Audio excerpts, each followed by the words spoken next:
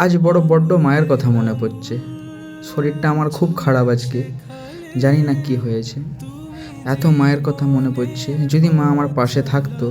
So hey guys, welcome to my new blog. তো guys, শরীর খারাপের কারণে আমি কোম্পানি থেকে 2টোর সময় বাড়ি চলে আসছি, কারণ কাজ করতে পারছিলাম না।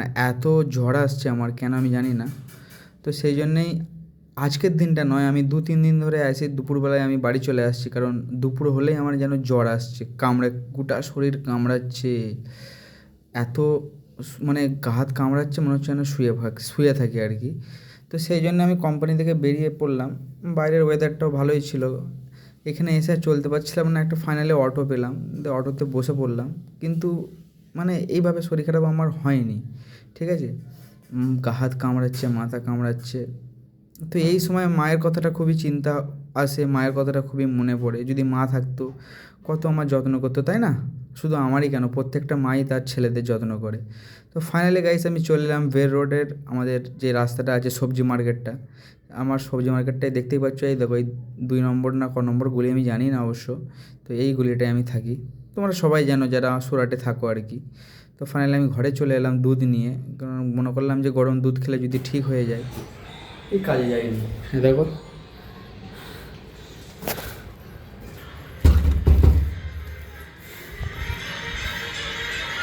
কাজে আসনি কেন? হ্যাঁ,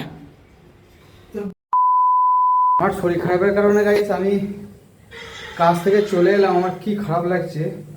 আর এইদিকে লাট সাহেবের বেটা ঘরে চুপ করে, মনে করছে যে আমি হয়তো মনে করছে যে কেউ আসবে না, চুপ করে শুয়ে আছে। বলো, তো এই লাট সাহেবের গুলো কি বললি? কি বললি? গাল দিচ্ছি কেন? গাল দিচ্ছি কেন? হ্যাঁ, আমার কি গাইস, তাই না? ও কামাবে আমার কি, তাই না? বললে আবার গাল দিচ্ছে। যা খুশি করবে যাক। তা গাছ দেখেছো ফ্রিজটা কেমন চকচকে করে ফেলেছি আমি, দেখেছো? এই দেখেছো, দেখো ওকে বলে যে তোমরা মারবে না, কেমন গাল দিচ্ছি, দেখেছো? গাল দিচ্ছি কেমন, দেখেছো কেমন গাল দিচ্ছি, দেখেছো? আমাকে শুধু আমার শরীর খারাপ, আমার জ্বর এসছে প্রচুর।